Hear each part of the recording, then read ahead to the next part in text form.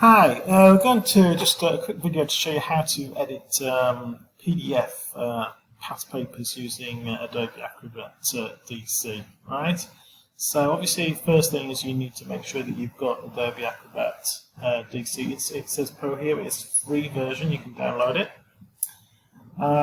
Okay, let me just delete this. I've already put a comment in here, so let's just delete that. So you may get a past paper like this.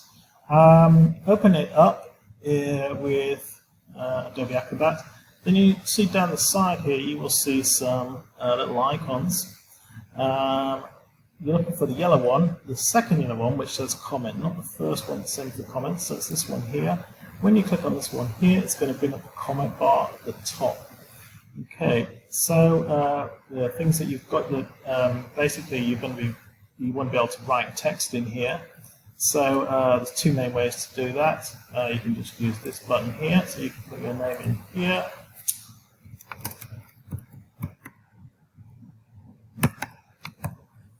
You can choose the color that you want for it, but it's if you're doing past paper, it's great. But please don't use.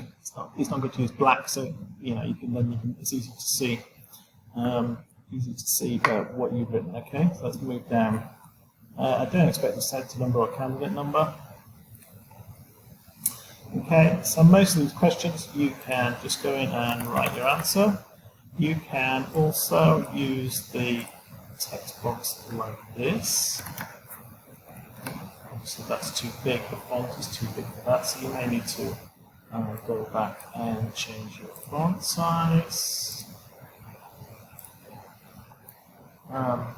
Okay, so for most questions, it's going to be fine just to use these two text tools here. The only thing that you're going to find difficult on these past papers is the logic gates, because it won't let you draw any symbols or lines, well, at least not very easily, using the commenting tool. So usually for these questions here, you would just have to skip them. Tables like this, okay, you can still write in your answers in here. And that's pretty much it, really. Okay. Again, more tables, so you can just put in a yes in here or a no in here. Just lets you see, right? Remember, and then you will need to save it at the end. I'm going to use save as, so just save it somewhere that you're aware of. Okay, so maybe call it answers.